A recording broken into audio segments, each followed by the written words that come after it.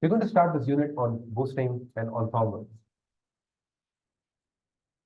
Just a checkpoint of where we are and how we got here. We've been talking about supervised learning. We've been using these words like instances and concepts and hypotheses throughout the semester. In all cases, the learning algorithm takes a collection of examples, the labeled data, and produces a classifier. And once the classifier is available, it can take new examples and assign labels. We've already encountered a few different specific learning algorithms that can be used broadly. You've implemented decision trees and perceptron. And we've encountered a few general machine learning ideas. The idea that features are high-dimensional vectors. We've looked at overfitting. We've talked about overfitting quite a bit. And we've looked at this question of what does learning mean in two different ways. One of them was the idea of mistake-borne learning, and the other one was the idea of pack learning. The latter is the one that we just wrapped up. Given all this, we're now ready to get back to more, slightly more practical things. We're going to talk about boosting and a more general idea of ensembling classifiers to make a better prediction system. I'll start off by talking about what is boosting and introduce an algorithm called AdaBoost and just state a theoretical result about that algorithm and situate boosting as a special case of a family of ideas called ensembles. Let's talk about what boosting is. It's a general learning approach for constructing a strong learner given a collection of weak learners. And I'll define strong and weak learners formally. Historically, it turns out that boosting was an answer to a question that came out of computational learning theory. And the answer was in this 1989 paper by Rob Shapiro. It's also a practically useful idea. Imagine that you can construct rules of thumb that are slightly better than chance. Boosting is a formally guaranteed way, a clean approach for constructing a strong learner that ties together these rules of thumb to create a single classifier. It's a special case of an idea called ensembling. Ensembling is the idea that you build a committee of classifiers and then put them all together and have them construct the final output by maybe voting or something like that, by aggregating their decisions. It so happens that boosting comes with theoretical guarantees, but other ensembles work really well. Ensembles are a very useful idea to have in your sort of a machine learning toolkit. As a concrete example, I think around 2008 or 10, there was a challenge by Netflix. They said they released some data, and what they wanted was they released some data of movie preferences. It was a giant matrix where for every movie, there were a list of people for every movie. For every user, there was a list of movies that user rated as thumbs up. And the goal was to recommend new movies for that user. And they released this data, and the challenge was, if you can do better than the algorithm we have in-house, you get $1 million. It's kind of telling that the team that won the Netflix challenge was called the Ensembles. They put together every machine learning idea they could think about into one giant system, and it turns out it did better than what Netflix had in-house. The caveat, though, I think, is that it was also an ensemble of teams, so the money kind of got split into many, many small pieces. Let me illustrate the idea of boosting using an example. You know how when you make a phone call, you end up going to an automatic phone tree where in a few words you're supposed to say what you want and you'll be routed to the right place. So you could say, I want to know my account balance, and you'll have to go, your phone will be routed to this system that handles balances. If you want to know when the bank opens on Monday, it gets routed to a place that does hours. And if you want to know something about the web app, app login, it has to go to a service that handles online services. You can imagine how it's easy to implement this. Imagine that speech recognition is works and you can just get words. You can write a rule, for example, that is, if the word login shows up in the input, then predict online services. If the word balance shows up, predict balances. Now, it's easy to write many such rules of thumb, but you can't find a single rule of thumb that covers everything. And also, you need some way of combining all these rules of thumb into a single program that's actually user-facing. That's what boosting does. So how do you write these rules of thumb? How do you know that when login occurs in an utterance, maybe the correct thing to do is online services? One approach is you look at a few examples. You look at a small set of examples, and you invent a rule of thumb. Let's say you look at 5 examples, all of which were online services, and all of them had the word login, and you write a rule of thumb that says if login shows up, then predict online services. Then you take another subset, then you write another rule. You can kind of you can see how this can be done in a systematic way.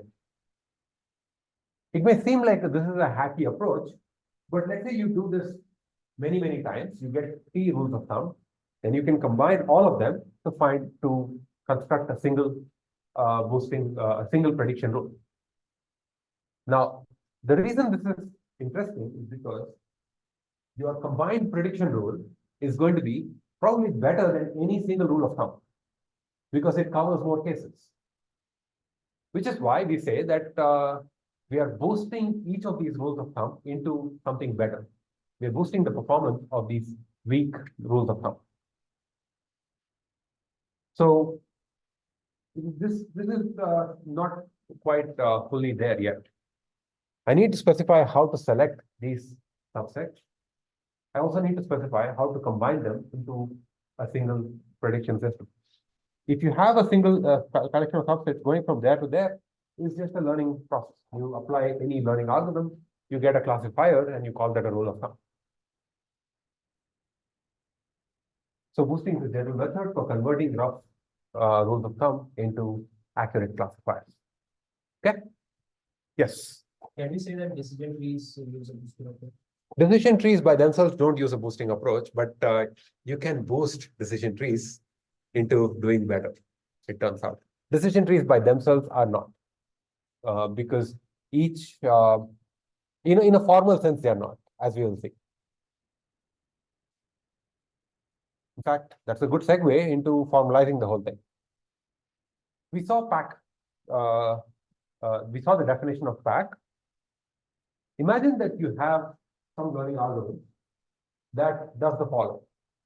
For any distribution over the example, and for any epsilon and any delta, this learning algorithm will find a classifier whose accuracy is more than epsilon, whose error is less than epsilon, and it can do that with probability. So with high probability, it will find a classifier that has small error. The important point here is the error can be arbitrarily small. It can be as close to 0 as we want, and this algorithm will still work. Right?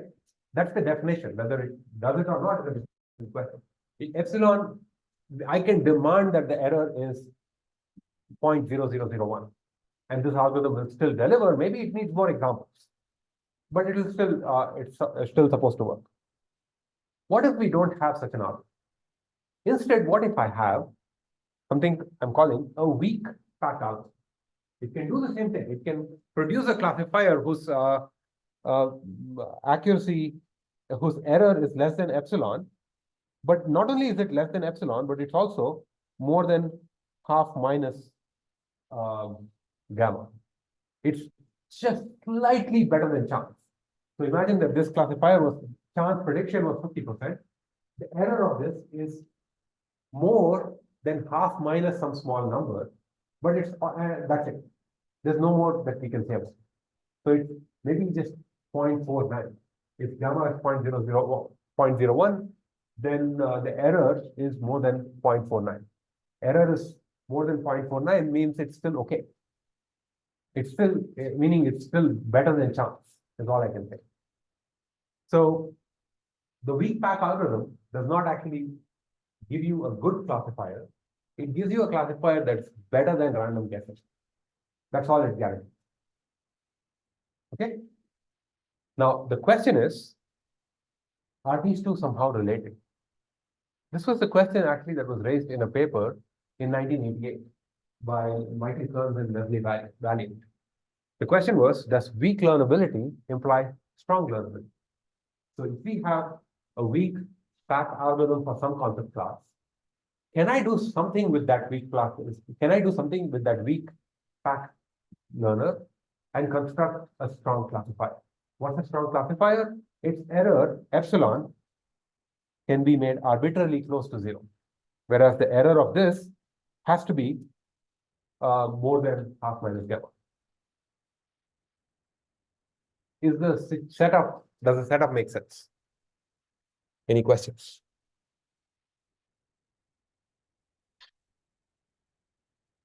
Also on Zoom.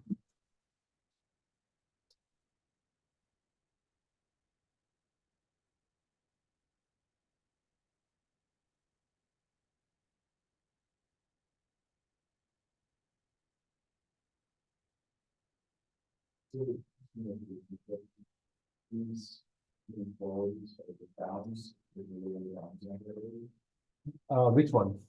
The errors.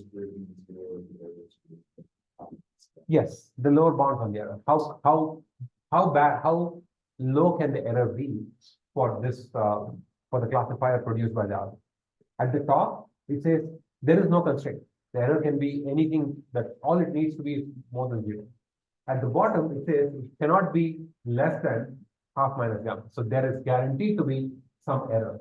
In fact, pretty bad error because it's going to be close to half.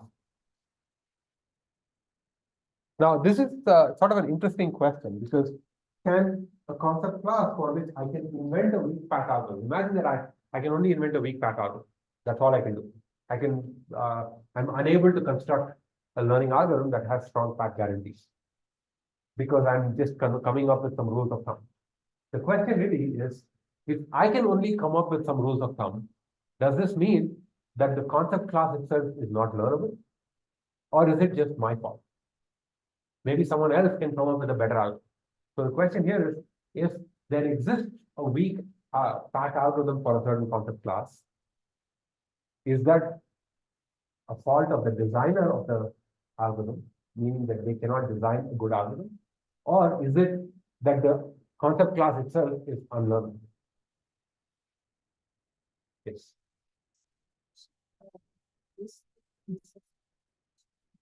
Yes.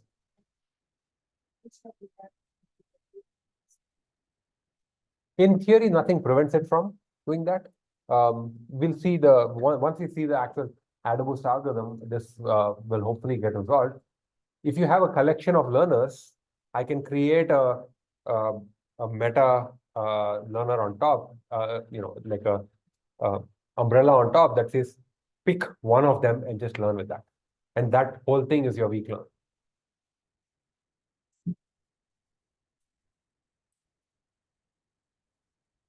They are not an explicit example of boosting, they are an explicit example of the general idea of ensembles.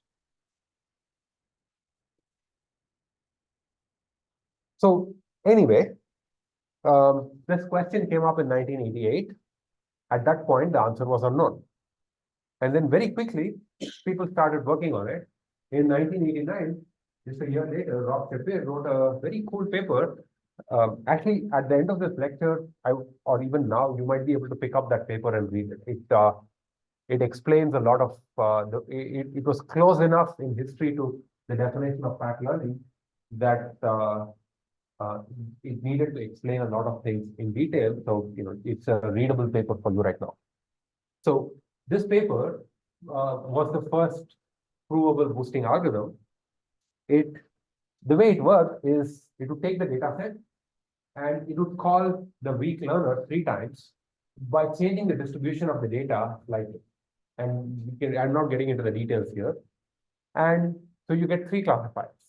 And he was able to prove that by taking the majority vote among these three classifiers, because he had constructed the three distributions carefully, by taking the majority vote, the majority label will be better than any of those three classifiers. So you've got a slight boost in accuracy. And you keep doing this recursively, you can make the accuracy as high as you want. Then Georg Freund joined us, and he was able to make a tweak to this, and he would introduce an optimal algorithm that does some boosting by majority. There were some experiments in the 90s, but didn't really work practically because of scaling issues. And then in 1995, Georg Freund and Rob Shapir introduced this algorithm called AdaBoost, which had very clean theoretical explanation for why it worked. And it turns out it was also kind of practical, meaning that it's not terribly hard to implement. This is considered like one of the more elegant results that tie theoretical machine learning to practical applications. A huge number of papers used AdaBoost, and Freund and Shapir got the very prestigious Gödel Prize. That's just the history. Let's get into the algorithm itself.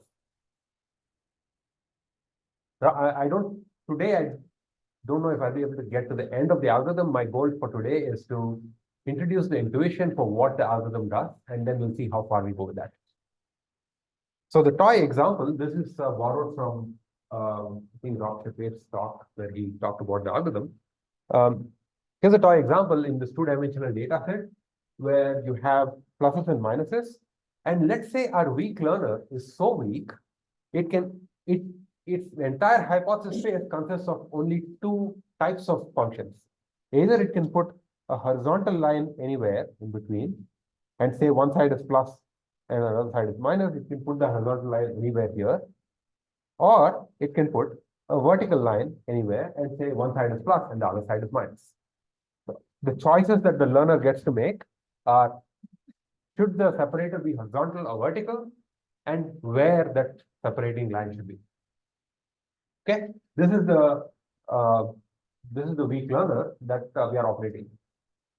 A key point that comes into play that we'll get into some detail later is the idea that in AdaBoost, every example is assigned a certain weight and importance for how important the weak learner should consider that example in deciding where to put the line. Initially, let's say all examples are equally important. And let's say that the weak learner decides that H1 is the best classifier on this data. And it puts the line there. So clearly, this classifier has made some mistakes. In particular, there are three examples that are misclassified. So what's the error here? There are 10 points, 3 of them are misclassified. It's 30%. So the error, I'm calling that epsilon1, is 0.3. Now comes the clever bit that I think was in even in the original paper by Shapir. Now we have these 3 examples that are misclassified. I get to call my weak learner. I mean, I'm going to call my weak learner again on the same data. If I call my weak learner on the same data again, I'll get back the same classifier. So I need to somehow make it focus on those 3 examples where there was a mistake. So what you do is you increase the importance of those 3 examples where there was a mistake and decrease the importance of all the examples that are correctly specified. In this illustration, I'm using the size of the pluses and the minuses to illustrate the example, the importance of the example. So you increase the importance of these 3 points, so they have become bigger. This one's correctly classified, so the minus has become smaller. So the next time we present a data set to the weak learner, we're going to ask the weak learner, don't just classify the data point for me. Find a classifier that does better than chance on this weighted data set. So we need our learning algorithms to somehow do something with these sort of importances assigned to the example. So to introduce a notation here, there's something called D sub T. dt is simply the weight. It's a list of weights assigned to the example. Every example has a number. Higher means this example is more important, lower means this example is less important. And the way the weak classifier is supposed to use DT is it's supposed to pay more attention to the examples that have higher values of DT. And let's say we run the weak learner once again, and this time as a matter of terminology, a learning algorithm that can take into account weights or costs associated with examples is called a cost-sensitive learner.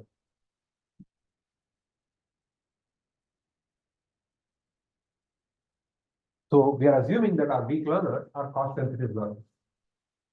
How do you make your perceptron cost-sensitive? Imagine that I give you a data set and I say train perceptron on it. How do you make I'll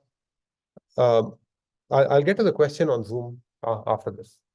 So how do you make perceptron look at an example and say this example is more important than this other example? How do you modify perceptron to be cost sensitive? Any ideas? Yeah, I'll get. I don't know. Both of you raise your hand at the same time. If you like store some weights, then you like adjusting based on something. Perceptron looks at one point at a time. Yeah. So if you have that point and you have its like associated weight, Yes. you can like change the after like adjusting the lines. How would you implement that in your code? Would you have the same comment? I was just gonna say, separate in some way to R, or set R by. What is R? Rate. The learning rate. Yes, exactly. Change the learning rate based on the weight. Is that aligned with what you said?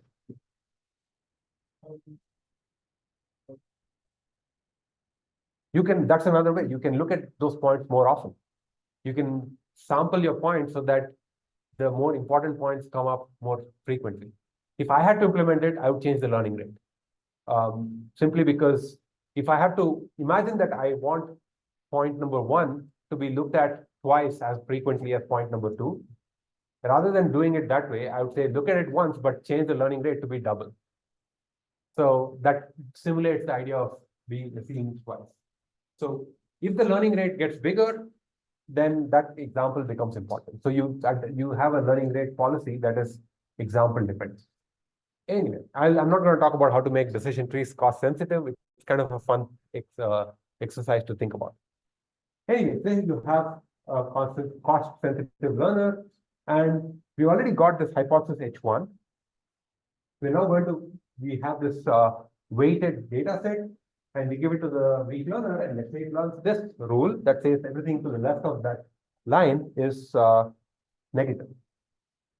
Now, this should be H2. This is H2. So let's say H2, and it makes 3 mistakes again in the data. So these 3 points are misclassified.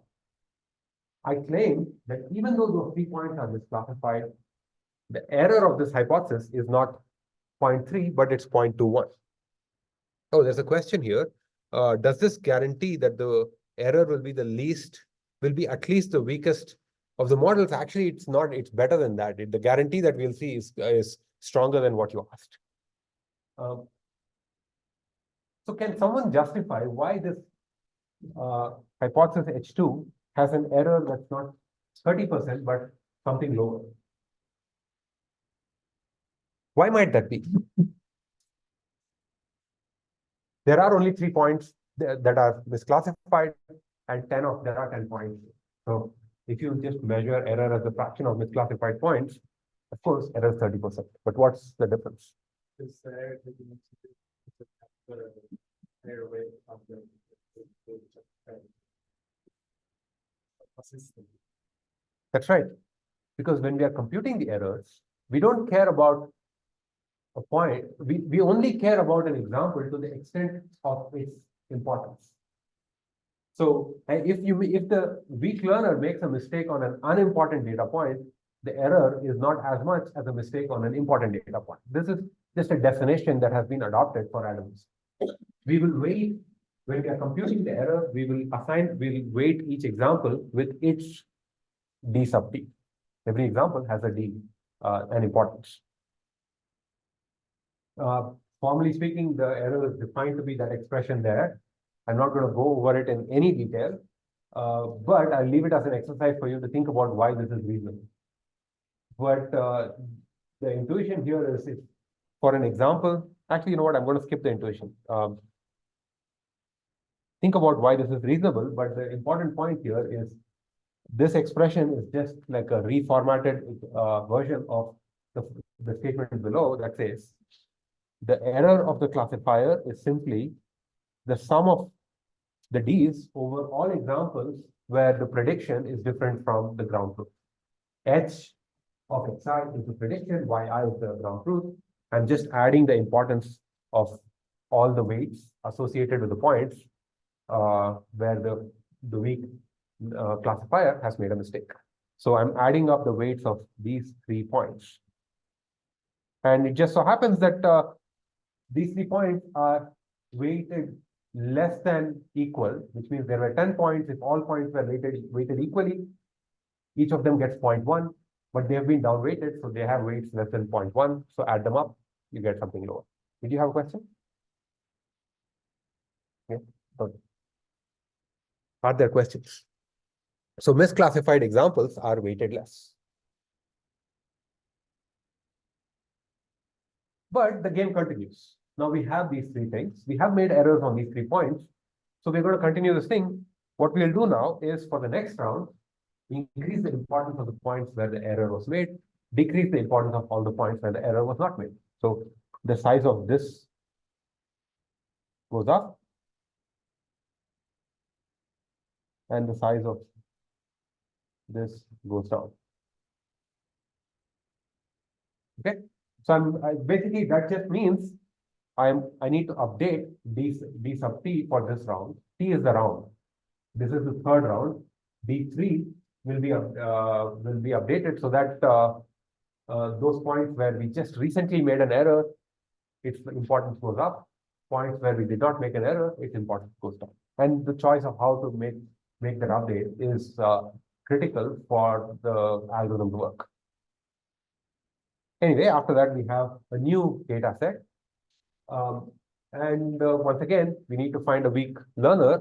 We need to find a weak classifier on the data. So we apply the weak learner, and maybe we get a new hypothesis. Turns out this still makes mistakes on some data points. It makes mistakes once again on exactly 3 examples, but this time the error is even lower because we are adding up the weights of the examples where we made a mistake. This game continues till we run out of patience. So we have now a new data set where there are some errors. We can increase the importance of those points, decrease the importance of the points where we did not make any mistakes. We keep going till we run out of patience. I think run out of patience is, for the purposes of this lecture, 3 steps. So our final hypothesis, we have 3. We are now collecting all the weak classifiers. We have H1, we have H2, we have H3 here. All of them are in our memory. And now we need to construct a final decision rule that combines all 3 of these things. AdaBoost, the way these weak classifiers are combined is to linearly weight them. So what you do is, we construct this H final, the final hypothesis, in the following way. This is a function, right? When a new example comes in, we ask H1 what its label is. We ask H2 what its label is. We ask H3 what its label is. H1 gets assigned a score of alpha 1. So let's say H1 says plus, H2 says plus, and H3 says minus. Let's say +1, +1, and -1. So then you multiply alpha 1, a certain score that we'll get to later. Alpha 1 gets multiplied with +1, alpha 2 gets multiplied with +1, alpha 3 gets multiplied with -1. You add them up, you get a number, you take the sign of that thing, and that's your final decision. In other words, the final classifiers is, I see that my +1s and H's look very similar. So not sure that helps. But the final decision rule is nothing but a linear prediction rule over the predictions of the weak classifiers.